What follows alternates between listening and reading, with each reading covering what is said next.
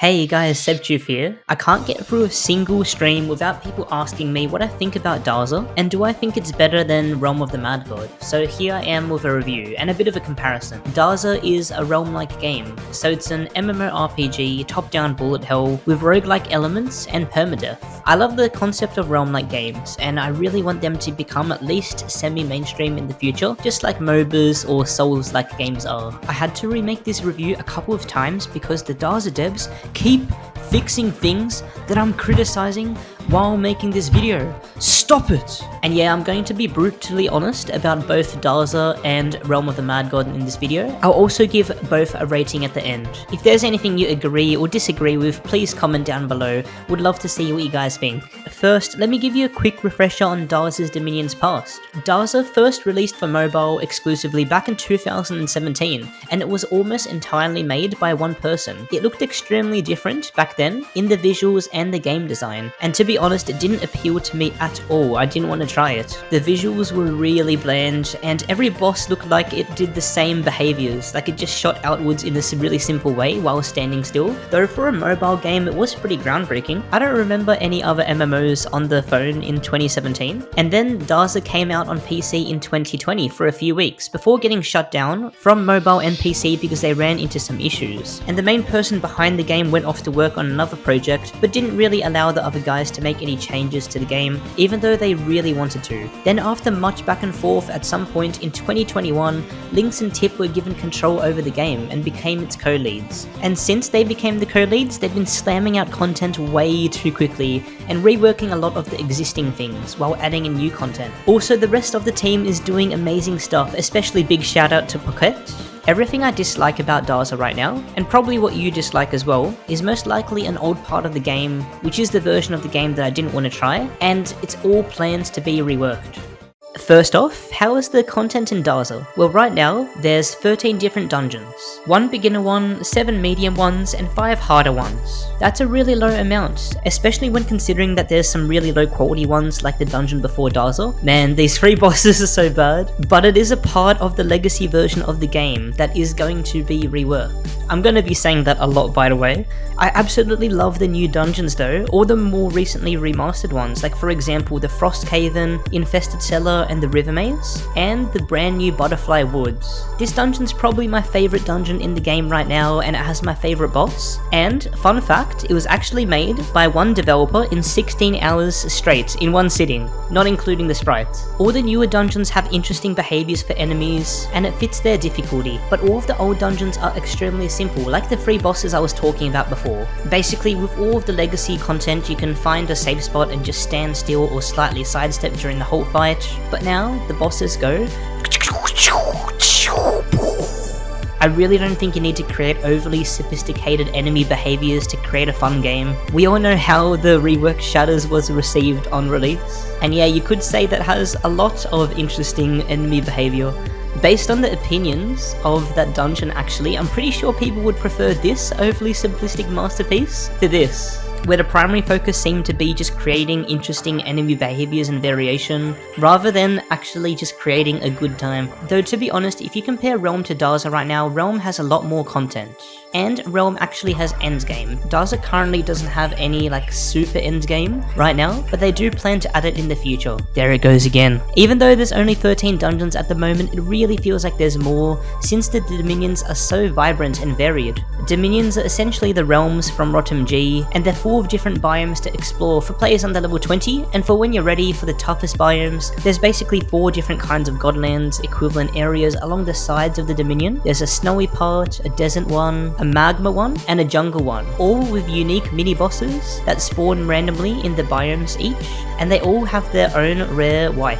The realms in Realm are pretty bland compared to the Dominions in Darza, gonna be honest, but there is 21 grand total bosses in Darza, not including the mini-bosses, but of course a lot of them are lacking in quality. And yeah, to be honest, even though I believe the content in both quality and quantity is way better in RotMG, it still feels a lot funner in Darza's Dominion in my opinion, since the latter is better in almost every other single way, and the lack of content feels much better in Darza than the abundance of content in RotMG, mostly because of like the client, the game balancing, and the passionate developers, setting up a really strong foundation for the game and its future. Speaking of the Darza's client, it's orgasmic, at least compared to the pain and trauma I've experienced after playing on the RotMG Exalt client for so long. One of the dev team's focuses was to create the smoothest feeling client possible, so that not only was it orgasmic to play on PC, but also on phone when that becomes available on May the 13th. After I uncapped my frames per second, it's going up to 800 sometimes. I've been playing the game for almost 100 hours and I've only had 5 minor frame drops. To be honest, I'm really lucky to even get 60 frames per second in RotMG, that is the cap after all, but even worse than that is the killer frame skips that have been experienced by most people it seems, especially me. Check out literally my last massive death in Realm of the Mad God, which is interesting. Uh-oh. What?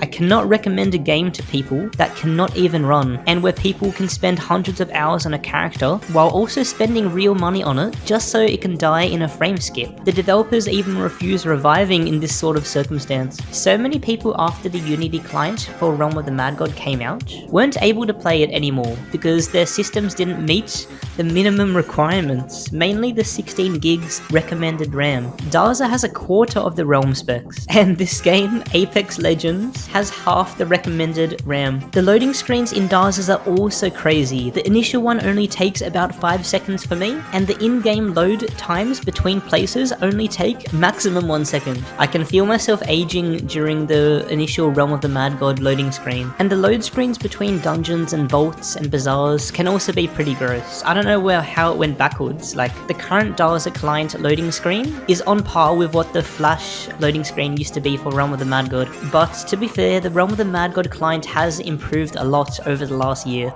I'm sure if you're a long time player you remember the game like freezing on startup about a year ago, but yeah, the Darza developers actually rewrote the client twice in the last year just to make sure it was extremely fast. And while we're comparing, Deca actually did a fundraising campaign for their production of their client when they were porting from Flash, and they make so much money. And this has gone under the radar for a long time, but they even purchased 5 mobile games before Unity client was released. Why isn't the Realm of the Mad God client like the Darza one or better? Other great things about the user experience for Darza's Dominion is that there's grenade indicators, which means it makes it so amazingly easy to see where an area of damage or healing is about to be. I wonder which genius thought of this. He must have at least 500 IQ. It was me, I gave them this idea. There is some frustrating things with the UI though. Using backpacks is a bit of a pain if you don't use hotkeys, because you can't see your current inventory and your backpack at the same time, so you kind of have to drag it awkwardly if you're not using a hotkey. Also, you can't use items for crafting that are in the backpack or for trading, but trading in the game does feel really nice. You don't have those like annoying timers when you alt tab or the trade delays after you go through a trade. But I have a feeling that's going to change when Darza Troller arrives. Chat also lacks a lot of functionality, like you can't scroll up to see previous messages, or you can't right click on them to teleport to someone or trade them if someone PMs you, but they do plan to overhaul the chat system. Darza's Dominion, just like Realm of the Mad God, has made minimal efforts so far to make the game more new player friendly. In both games, if you're new to Realm likes, you have no idea what to do and no idea where to go. But at least Darza's isn't full of empty realms that make Josh Strife Hayes cry.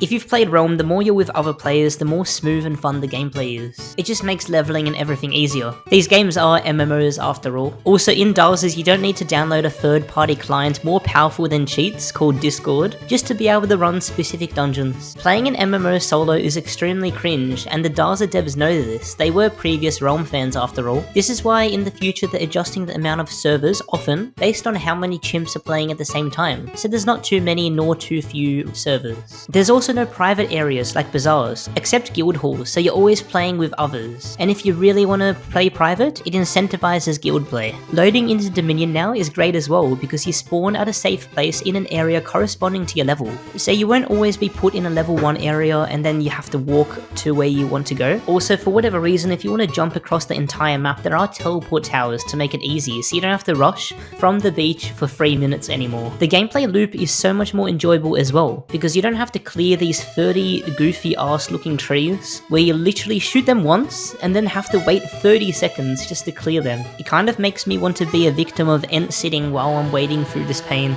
The event bosses also feel more meaningful in Darza, because because in Realm they get kind of steamrolled, like a cube god dies in like 10-15 seconds, but there's some pretty enjoyable boss fights in Darza's, to be honest, and there is a 2-minute delay between spawns, as opposed to having the 30 swag trees, though some of the event bosses really do need an update. Both tutorials are pretty basic. RotMG's one is better at the moment.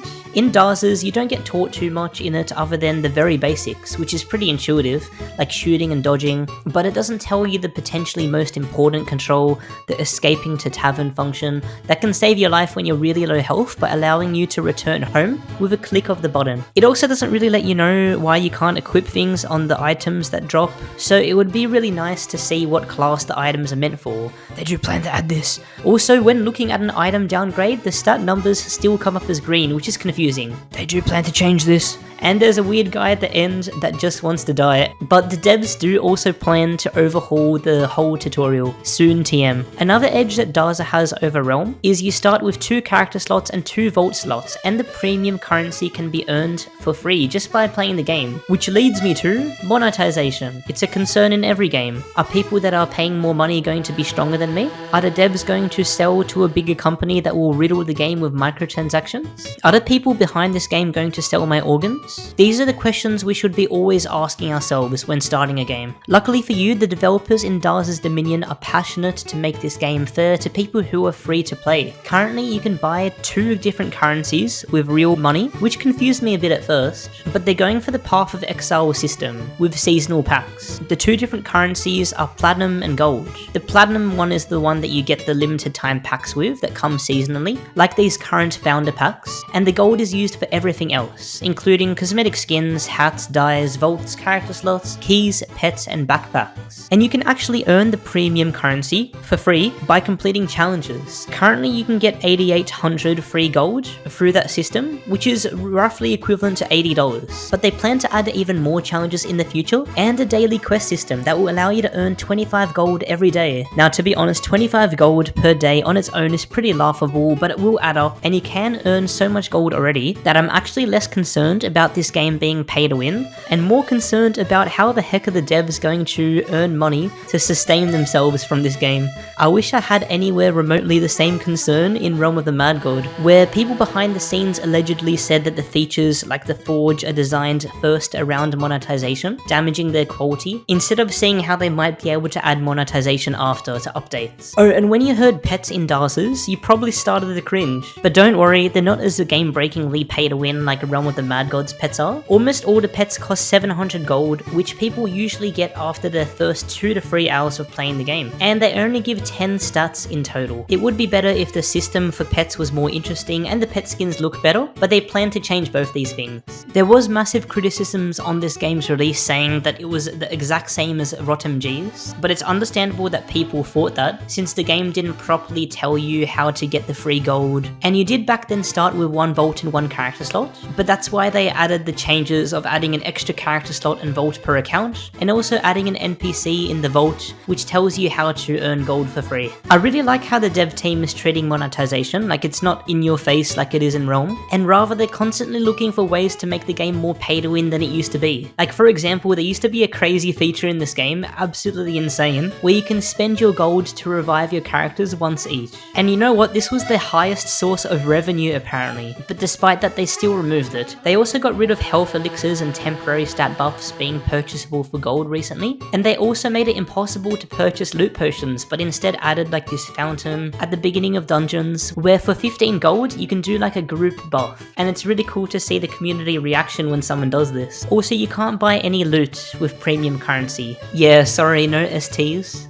Speaking of loot in Darza's isn't too groundbreaking at the moment, but it has made massive wins compared to its legacy version. It has tiered gear like in Realm of the Mad God, where you can easily see when you're progressing as you find higher tiers of items, but you're probably most keen to hear about the special items, like the white bags in Realm of the Mad God. One of the reasons why people are choosing to play Darza over Realm right now is the loot progression feels amazing. When you get a tier 10 item, which is the highest tier, the game injects dopamine straight into your bloodstream, game. Same as getting whites in Darza. I don't remember the last time I cared about getting a white bag drop in Realm of the Mad God, since you can forge them and most of the drop rates are really crazy high. I remember farming Planewalkers for days and it was the best feeling ever finally getting one. And now you can actually make infinite per day if you follow a certain strat, but I do believe that the white drop rates in Darza's Dominion might be a bit low, but maybe that's because I've been playing Realm for way too long. And there are two ways in the game that makes up for the low drop rates. One, almost nothing is soulbound in Darza's Dominion, so you can barter for the whites that you want. And two, there is a pity system in the game where you can select free essences that require you to gain a certain amount of the essence, and once you do that you can turn it in for a guaranteed untradeable white. So technically once they do add essences for each white bag, there won't be whites where you simply cannot get, unless you don't know how to do the dungeon or can't kill the boss.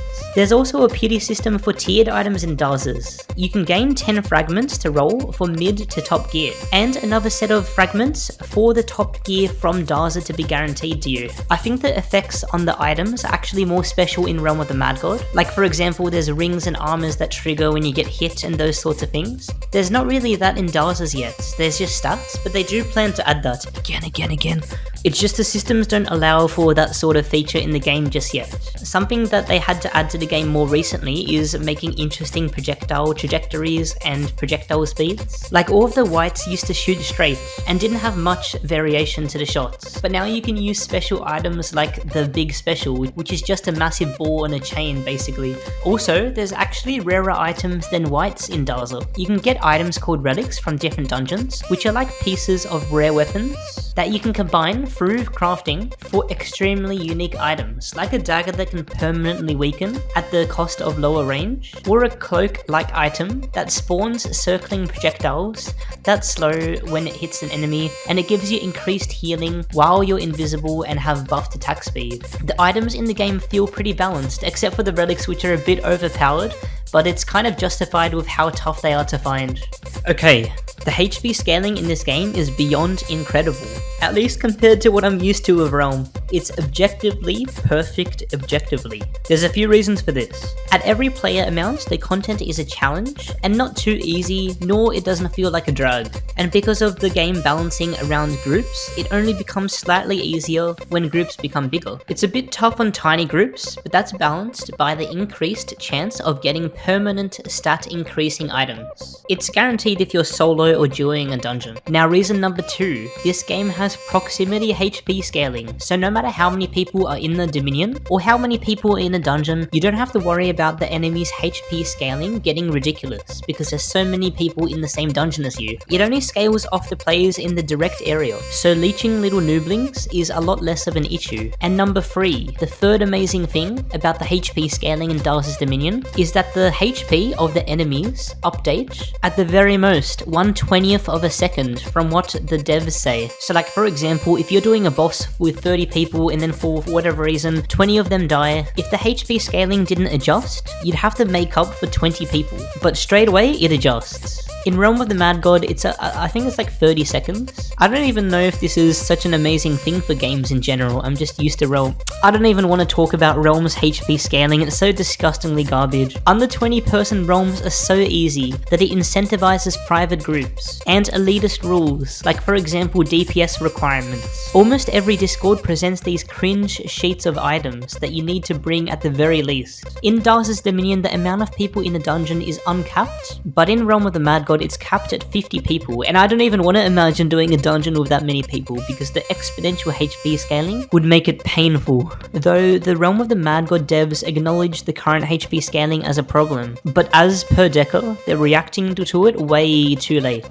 Now, somehow, there were a few reviews of RotMG players that I recognized that were complaining about the HUD in Darza's Dominion. Are you fucking trolling? You prefer this grey piece of shit? Half of the grey could be taken away to not block the screen. You actually gotta be joking. You have to be overdosing on nostalgia to prefer the Realm of the Mad God HUD. I actually kind of like the current Darza's Dominion HUD. It looks really clean. I'd give it a strong 8 out of 10 visually, at the very least. It is a bit annoying when you want to see locked players or nearby players since you you need to expand that tab. And I can also see what my friends mean when they play on centered on middle camera, whatever it's called, because it does block the bottom of the screen a decent amount. On one of my streams, I decided to make like a meme HUD really quickly just to see how much better the Darza HUD could be if they compact everything in the bottom right corner, and they actually do plan to do something like this. Unfortunately, I don't think Realm of the Mad God can fix its HUD. I mean, if the players love this grey piece of shit, they can keep it, but if it were up to me, I'd prefer a more modernized HUD. However, I don't think Realm can ever achieve that, because if you can tell, the character isn't on the middle of the screen, and that's actually hard-coded into the game. Not too sure about the technical side of things, but I do think the hope of the HUD being modernized died with the lack of it being changed from Flash to Exalt. Sound in both Darza's and RotMG are really basic, but that's what they were going for. They have this repetitive, nostalgic, arcadey feel to the sound.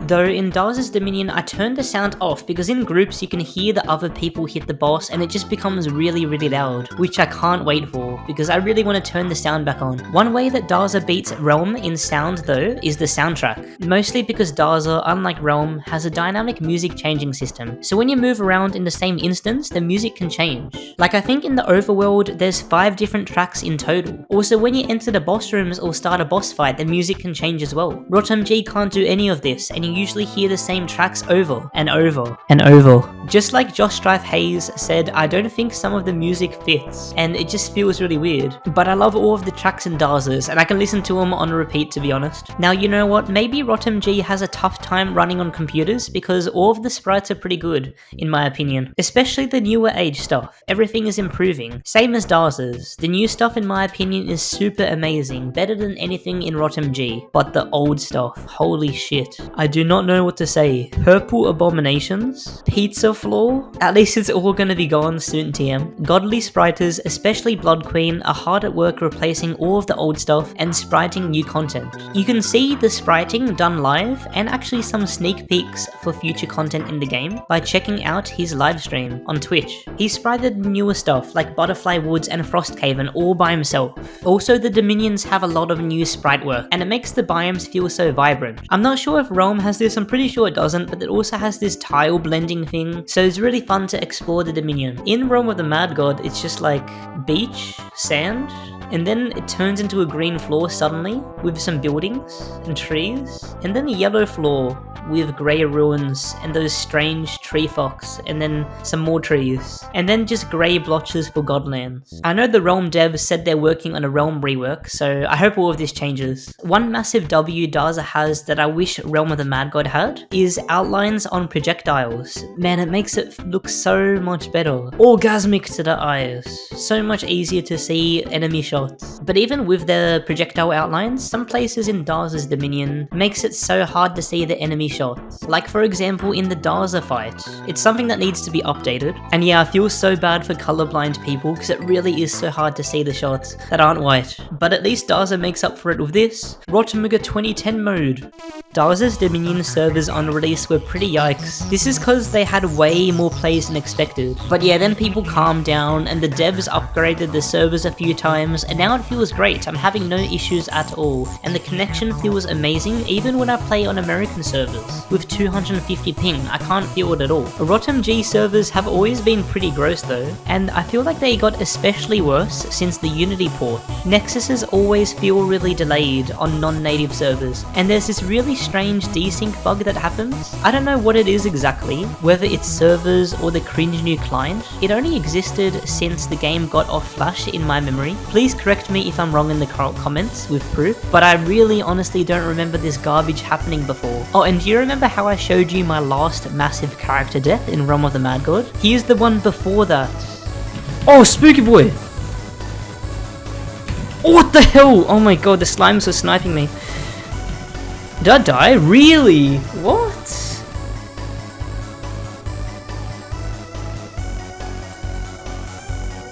This is the desync in action. You can see the shots that are supposed to spawn from under the enemy instead spawn in front of it, instantly killing my character. If the servers are lagging, shouldn't the shots spawn behind? I have a feeling it is a client issue though. Actually, I don't know. There's these really weird clips of people showing invisible and invincible enemies that supposedly get killed. I don't know, man. This game is a lost cause. Seb, why don't you play on your native server in Realm of the Mad God? Realm of the Mad God has been dying quite a lot since Deca has taken over. Supposedly the active player amount reduced by 50% since Deca took over the game. And for the longest time, Australian and Asian servers have been extremely dead, even during prime time. Oof, sad face. On a more positive note, the Darza's Dominion dev team has so much motivation and passion for the game that it makes me feel lazy with my daily streaming. I always feel like daily streaming is a lot of effort, but then I saw these guys. They've been working so hard for many months, and like I said, they rewrote the client 2 times recently. The most recent time they did it to just speed up the client slightly or something like that. Both of them felt amazing to play on. Then there's Deca Games that ask for money to create their client when they currently make a killing, but the client we got is a piece of shit, and before the client's release they somehow got funds to buy 5 mobile games. I don't know how they got away with this. There's actually a meme that I share with the backend dev of Darza's Dominion where I wonder which one of us has less sleep, since we're both seemingly always awake, except he is a great reason since he's constantly fixing and optimizing Darza's Dominion. I'm just a lazy piece of shit. You can actually see in their Discord the obscene amount the devs are improving the game since their release. Every single change they're putting into the permalog text channel, whether it's behavior upgrades for enemies, sprite and full dungeon reworks, bug fixes, or full dungeon releases. Darza devs also respond to criticism really well as long as you're not an arse. Even as a Deca partner, it was really hard to give constructive criticism to Deca Games. We had like a private Deca partner Discord. Unless the Deca staff asked explicitly for advice, it really feels like our suggestions were unheard. But yeah, some people in the Darza's Dominion Discord complain about something in a really aggressive way and then they wonder why they get bonked. Just from my suggestions to the game, they got rid of the gold revive thing, the loot drops and temporary stat boost for gold, they added grenade indicators, added a toggling key that you can set for player transparency, and a minimap and chat scaling. To be honest, most of these changes were probably already planned, but I will take all of the credit for them anyway. Thank you in advance. But yeah, it really feels like the Darza devs work at 20 times the speed compared to Deca, even though Darza's Dominion only has 5 people working on the game. But yeah, I'm really excited to see the future of Darza's Dominion with the race that they're fixing the game and adding content. Realm of the Mad God and Darza's Dominion are 2 very interesting and 2 very niche games. They could become mainstream or semi-mainstream one day, but they both have too many issues at the moment. Firstly, with Realm of the Mad God, I've seen so many people refer to it as their favorite game that they would never recommend to anyone. This was also the case for me until like 2 years ago. Now it's just the game that I would never recommend. Even when babysitting a friend, the game is just too confusing and too rough, and I would never want to inflict this pain on anyone. You have to have overdosed on nostalgia to think that Realm is in a good state to recommend it to others. And honestly, I'd probably rate the game a 4 or 5 out of 10, even though I've got a massive emotional attachment to it and I'm really keen to see where it's headed. But I don't know if it's headed to a good place, because Realm has 3 massive barriers that I think are trapping it to its death. Number 1, the client is so bad that it's frustrating. It is improving a lot, but I feel like they have to rewrite the whole client to properly optimize it to the level that Beneath the Nexus and Darza's Dominion's client is at. Number 2, the balance of the game has flipped the game on its head. The game has changed way too much from what people used to love. Now it has a heavy Discord meta since the devs incentivize it so much through like bazaars and dungeon modder spies, for example, and it feels nothing like when it was at its peak of popularity. 3, the people behind Deca seem to not give a fuck. The employees that seem to care the most have left. So yeah, it's pretty interesting times. As for Darza in its current state, it has an amazing foundation to grow off, with a few issues to fix, and it does lack quite a bit of content. So at the moment, I'd only slightly recommend it to people compared to most other games in the market, and I'd say it's like a 6.5 or 7 out of 10 for me. There's just too many good roguelikes out right now. But if you ask me, Seb, what is a good MMO roguelike? I would recommend Darza.